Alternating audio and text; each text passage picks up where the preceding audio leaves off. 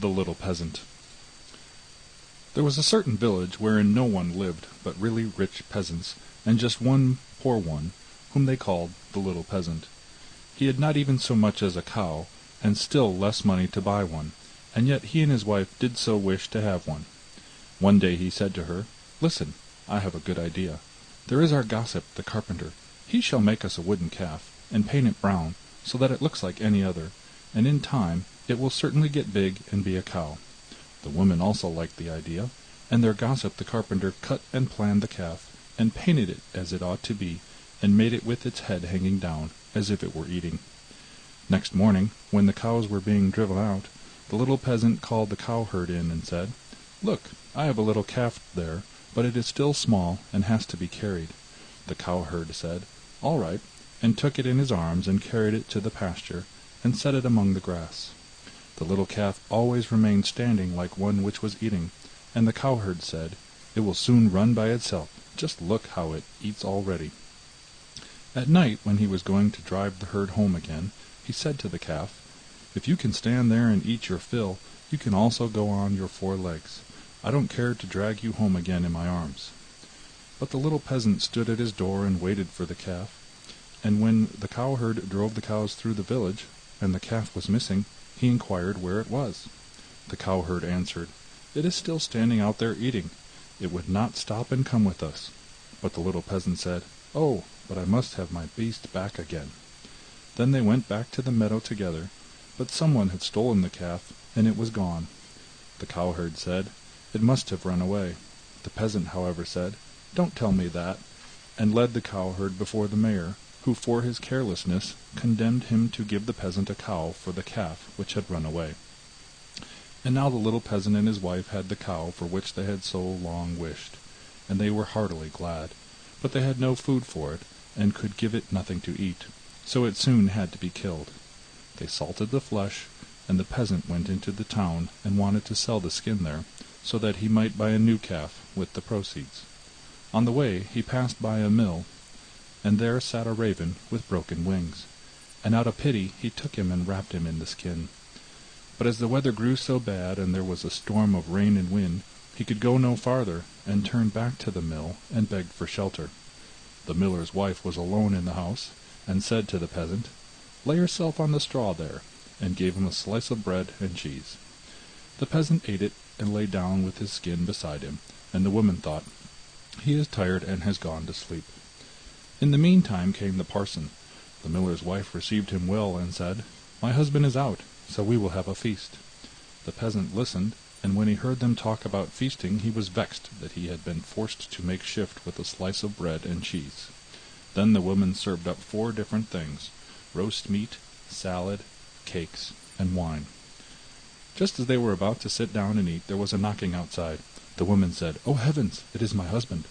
She quickly hid the roast meat inside the tiled stove, the wine under the pillow, the salad on the bed, the cakes under it, and the parson in the closet on the porch.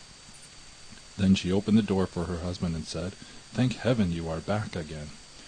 There is such a storm, it looks as if the world were coming to an end." The miller saw the peasant lying on the straw and asked, "What is that fellow doing there?" "Ah," said the wife, "the poor knave came in the storm and rain, and begged for shelter, so I gave him a bit of bread and cheese, and showed him where the straw was." The man said, "I have no objection, but be quick and get me something to eat." The woman said, "But I have nothing but bread and cheese." "I am contented with anything," replied the husband. "So far as I am concerned, bread and cheese will do," and looked at the peasant and said, "Come and eat some more with me." The peasant did not require to be invited twice, but got up and ate. After this the miller saw the skin in which the raven was, lying on the ground, and asked, "What have you there?" The peasant answered, "I have a soothsayer inside it." "Can he foretell anything to me?" said the miller. "Why not?" answered the peasant. "But he only says 4 things, and the 5th he keeps to himself." The miller was curious, and said, "Let him foretell something for once." Then the peasant pinched the raven's head, so that he croaked and made a noise like "Kurr, kurr." The miller said, "What did he say?" The peasant answered, "In the first place, he says that there is some wine hidden under the pillow." "Bless me!" cried the miller, and went there and found the wine. "Now go on," he said. The peasant made the raven croak again, and said, In the second place he says that there is some roast meat in the tiled stove. "Upon my word!" cried the miller, and went thither, and found the roast meat.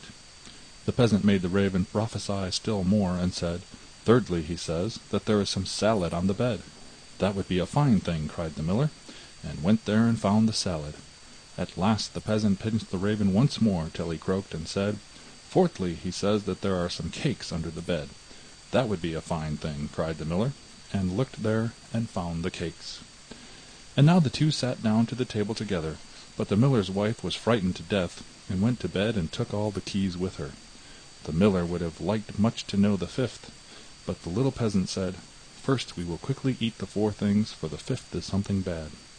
So they ate, and after that they bargained how much the miller was to give for the fifth prophecy, until they agreed on 300 talers.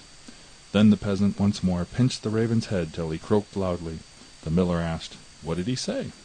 The peasant replied, "He says that the devil is hiding outside there in the closet on the porch."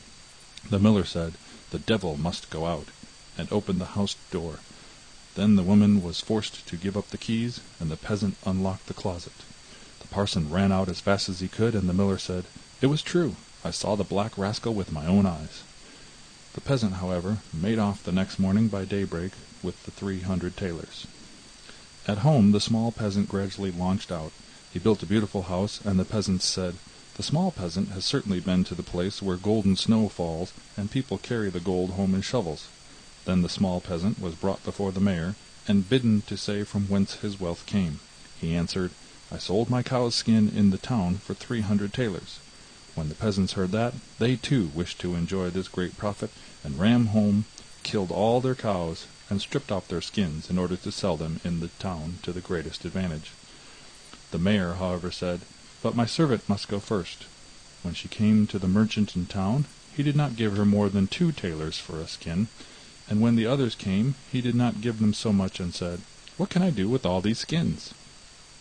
Then the peasants were vexed that the small peasant should have thus outwitted them, wanted to take a vengeance on him, and accused him of this treachery before the mayor.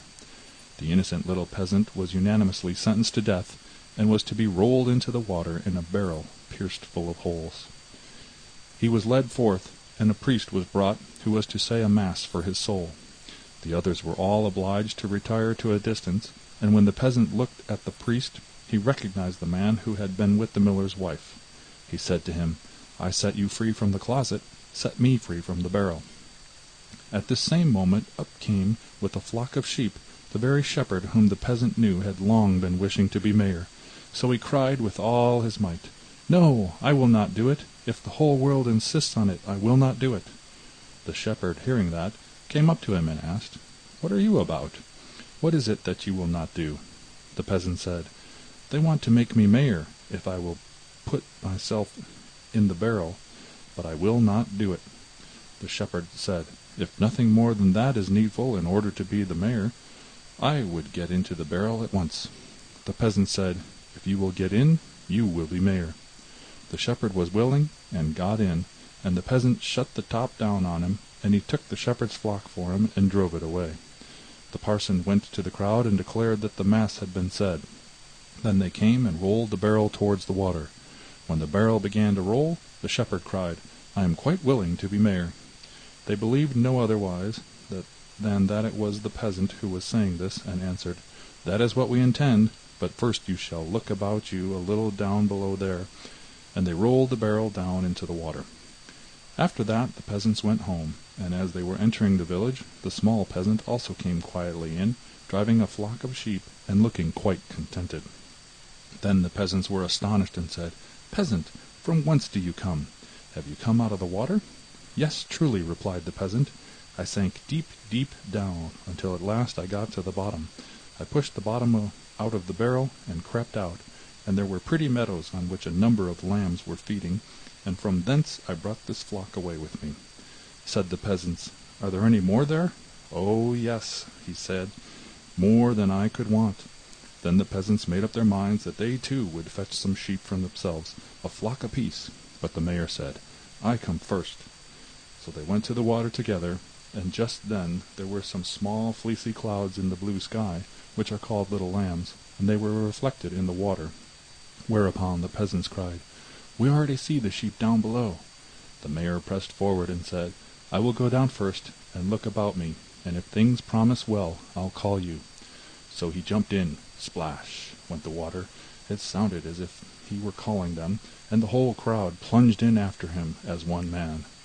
Then the entire village was dead, and the small peasant, as sole heir, became a rich man.